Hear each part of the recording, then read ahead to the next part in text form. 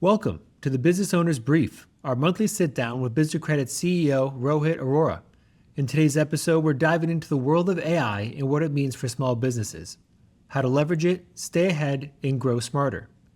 Artificial intelligence is no longer just a buzzword, it's becoming a powerful tool for small businesses everywhere.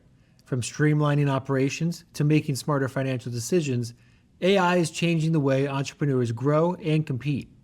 In today's episode, we sit down with Rohit to explore how AI is shaping the future of small business and what every business owner needs to know to stay ahead.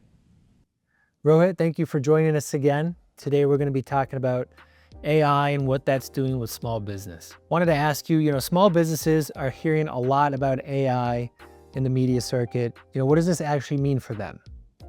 So the advent of AI and especially, the agentic AI is dominating all the headlines right now globally, and especially in the US markets.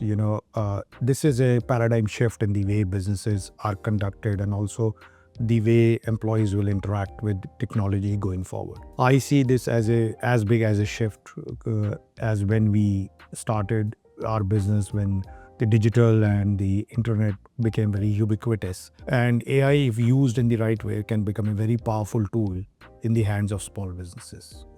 What kind of tools do you think would be best useful for them, for a small business owner? That's a very good question, because right now there's a lot of noise around AI. And so the foundational piece of AI is the large language models, which have been built by companies like Google and OpenAI and Anthropic. But the key in the AI race is not having large language models anymore. It's like creating your own applications on top of it. So using small language models, using agentic AI agents, using and understanding what the use cases are for a business. So a business which has, like, for example, a lot of inbound customer calls, they can use to develop agentic agents for, handling these calls in a more humane way, in a more smarter way. And then while they will not replace the human beings totally, but they can complement and supplement the human effort and can also help human beings to become more productive over time.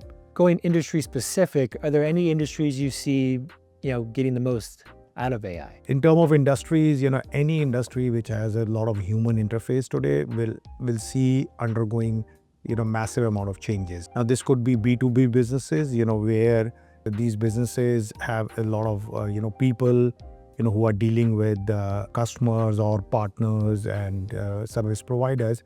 Now, that's where AI will play a big role.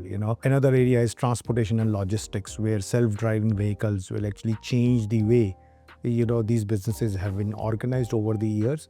And also the cost structure will shift more from human cost to, the cost of funding and financing these vehicles, which are self-driven. Yeah, and that's a good point you mentioned about the pivot of the structure of the business. We do see that, currently all the large businesses are really getting ready for AI. It's looking like they might be doing some AI-led layoffs.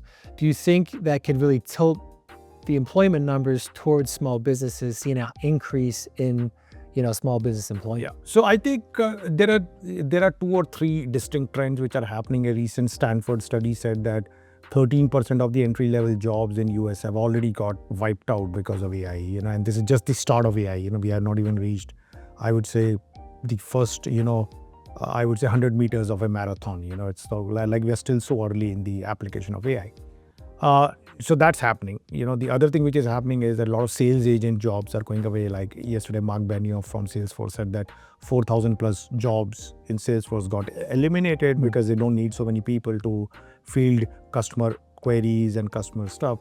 The third place where we are seeing AI is impacting is in the coding, space, where, you don't need so many computer science, programmers to write this code. You need people who can review the code or can add more sense, what AI is writing out.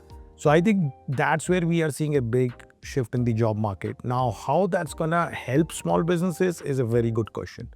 So my view on that is that, 2 or 3 things are gonna happen. One, it will lead to more small businesses getting formed, because a lot of these professionals who are getting laid off from these, large companies will start their own businesses. The second thing that's also going to happen is because of AI, the cost of startup and doing business is going to reduce. So it's very similar to when cloud computing came in to set up a web-based business, became a lot cheaper. I think the key in this is going to be that are small businesses ready to and can they accept and expect that this workforce which has worked in large businesses over the years can come and work for them. In this day and age, a great example is every business or most of the business have a website. With AI coming in, you can make that website very interactive, very smart, very customized for your client base. Now, how to do that, how to use those AI tools. So some of these professionals can come and work on that, and that could be a great revenue booster as well as visibility booster for these businesses. Yeah, that's great. And I do see, agree with that future of, it looks like, it's going to be even easier to start your own business, become a small business. With that, loan application volume is obviously going to increase. On the topic of AI and machine learning, how is that being implemented in, the underwriting process for small businesses? So I think that's a very good question. So what we are doing in Biz2Credit and Biz2X is that, we have started identifying a lot of these underwriting processes which require today underwriters to go and look at the loan application. They have to look at the financials of the small businesses, their personal, financials, their credit scores, their background information, and collect all that data. In the digital environment, we were able to take a lot of the data and scorecard it. But what was missing was the intelligence piece behind it. It was still that a human being had to go and look at every single case. Now with AI coming in, one of the best things to happen would be that, you can actually set up intelligent, smart, customized rule-based engines, which can actually, do a lot of this legwork, with machines. I think the key challenge would be that how to control the computing cost and the energy cost, because, large language models are extremely inefficient. So it's like, every time you put out a query on ChatGPT or on Google, the amount of computing power it requires to, give you the answers is like extremely humongous. Very high energy usage is also not good for the environment piece, but more than that, it can also create a lot of bottlenecks out there. AI usage has just started. Imagine as it because right now a lot of AI usage is like consumer driven. It's like search, cropping up your photos and doing all that stuff. Imagine what's going to happen when it all becomes business stuff. So let's say in next 5 years, if 30 or 40% of your cars are, driverless. So that means that, they're all using a massive amount of AI and computing power all the time. Today, when you're driving a car, you're not using any computing power, except for GPS and all that kind of stuff. Just pulling back, final question for the, small business owner. For someone, a lot of business owners, I feel like might be overwhelmed with this new AI coming. They can't adapt as quickly as the, larger businesses, Fortune 500s. What's just one piece of advice to, have them get their feet in the water? So my take on that is that, this is very similar to when the internet came in or when the web environment came in. And, a lot of small businesses got wiped out because of that, because with the advent of Amazons of the world and all that, that was the thing. But then a lot of new opportunities also came in. So a lot of small businesses became sellers on the marketplace, on Amazon marketplace. They could run a logistics business, they could run a content business, they could run a service provider kind of a business. So like any new technology, small businesses will have to adapt, they have to be agile, and they have to look at this as an opportunity more than a threat.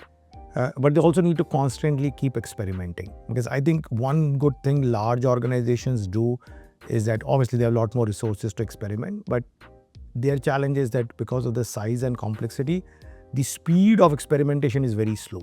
Now, small businesses have that, advantage.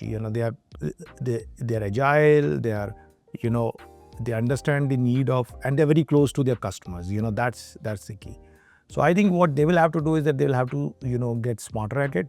And the good news is that like any other technology, as it gets more ubiquitous and expands, the cost of the usage will drop very significantly. Actually, it's like early days of using a cell phone or early days of, using the internet was so expensive, dial-up connections and all that kind of stuff.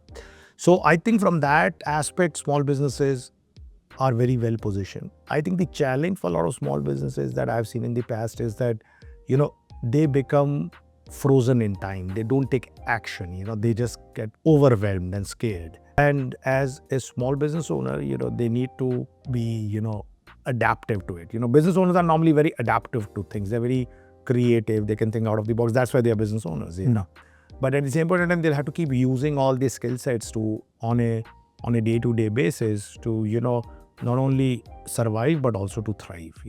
Great. Thank you, Rohit. This has been very insightful. And thank you again for sitting down with us to talk about AI and small business. Yeah. Thank you.